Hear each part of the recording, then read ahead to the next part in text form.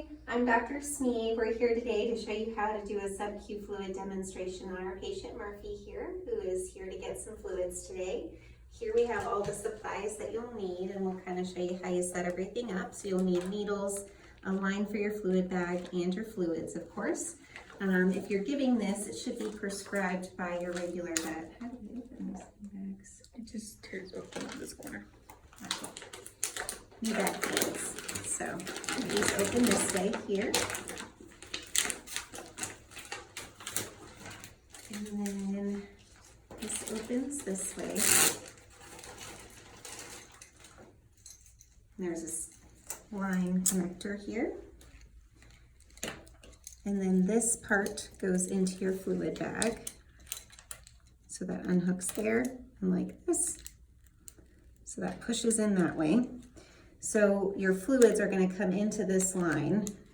So you have to hold it up for them to go all the way in through the line and then down to the bottom.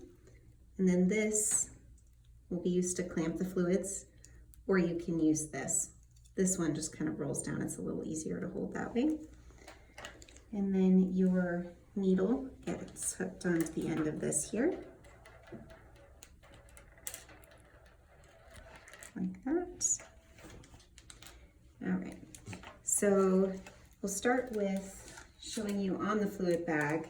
So the first line is about 100 mils, and then each line is going to be 100 mils. So this bag should have 1,000 total. So this Murphy is going to get 100 mils. So we're going to try to go down to this line here.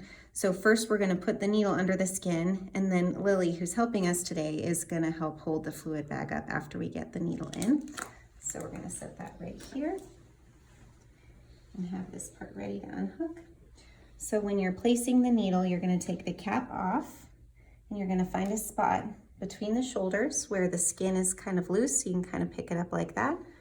While you're holding it up, you're going to poke under the skin just like that, and then you're going to have your helper undo the fluid bag and then hold it up. And then the other thing that you can have your helper do is squeeze to try to get the fluid bag to go in faster. So you can see the dripping there so that you know it's going in. If for some reason there's too much fluids there and you can't tell for sure, you can always tip it back over. We'll show that really quick. And push some of the fluids back in. There you go, and then flip it back. Perfect, so now you can see a little bit better.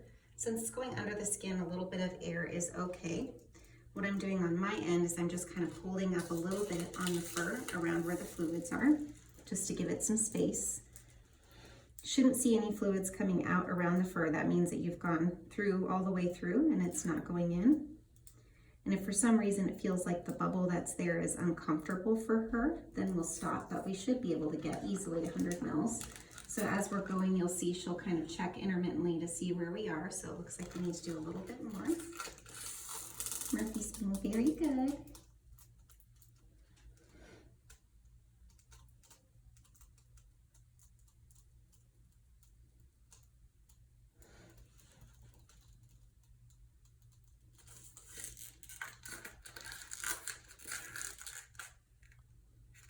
Almost there.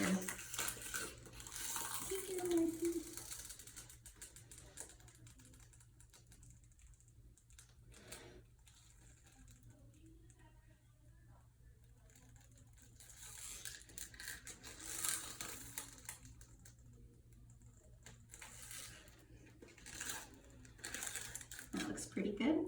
So she's going to clamp the fluids off the same way there.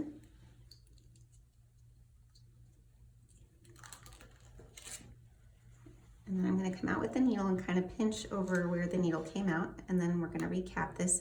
Usually what we do is we'll replace a fresh needle onto this so that way the next time you go to do it, you know that there's already a clean needle there.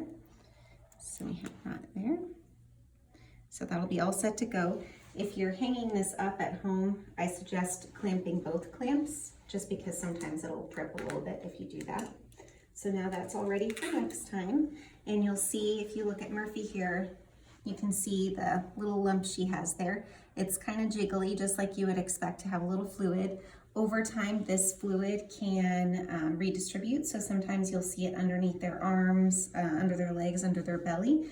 So all of that is pretty normal. If you see any weird bruising or bleeding, then that could be a problem. So you should let your doctor know and take a picture of that and talk to them about that.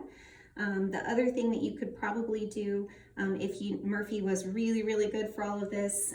If you need to do this by yourself at home, you could actually hook the fluids onto something. There is a little tag here. So if you have something at home, like a door handle or something like that, you could hook it onto that or use a little string to tie it up to something. So if you needed to give it, you could hold her in your lap and you could give everything the same way with this up in the air. Just may take a little longer if you don't have somebody to help put pressure, but if they're being really good, you might be able to hold pressure as well as holding them. All right, that's it. Thank you.